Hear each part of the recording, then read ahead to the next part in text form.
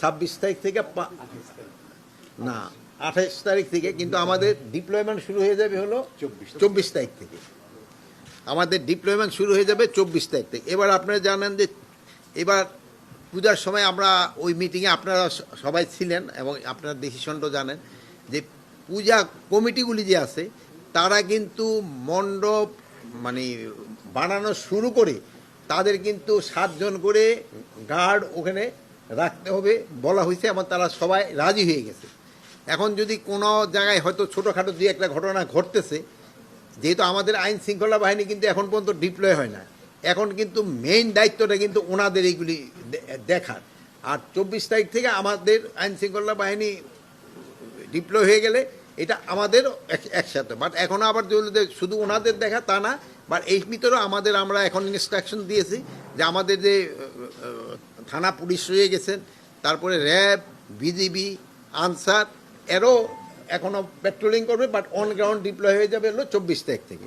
এছাড়া আরেকটা জিনিস হলো দেখা গেল যে এবার মহিলা এবং শিশু বিষয়ক মন্ত্রণালয় থেকে প্রায় 90,000-এর মতো বললো 80,000, তার উপরে 80,000 ভলান্টিয়ার ডিপ্লয় করবে। তা আমরা ভাবতেছি সবকটা যদি হয় আল্লাহ দিলে খুব ভালোভাবে পূজাটা উদযাপিত হবে। আর একটা জানেন এটা একটা ধর্মীয় অনুষ্ঠান এবং এটার কিন্তু পবিত্রতা রক্ষা করাও কিন্তু সবার দায়িত্ব। অনেক সময় দেখা গেছে যে ইভেন আমরা ভিজিটের সময়ও দেখি অনেক সময় আছে যে ওই খেয়াল করে না, হয়তো স্যান্ডেল ট্যান্ডেল নিয়ে মণ্ডপে উঠে যায়।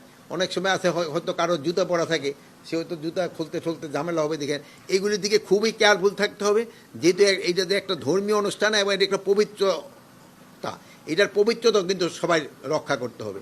এই জন্য কোনো অবস্থায় যেন এটার পবিত্রতা ভঙ্গ না হয় এরকম কোনো কাজ যেন কেউ না করে, এগুলিকে পারে আপনারা একটু সবাই জানাবেন। এটা জানাইলে তো সবচেয়ে ভালো হবে।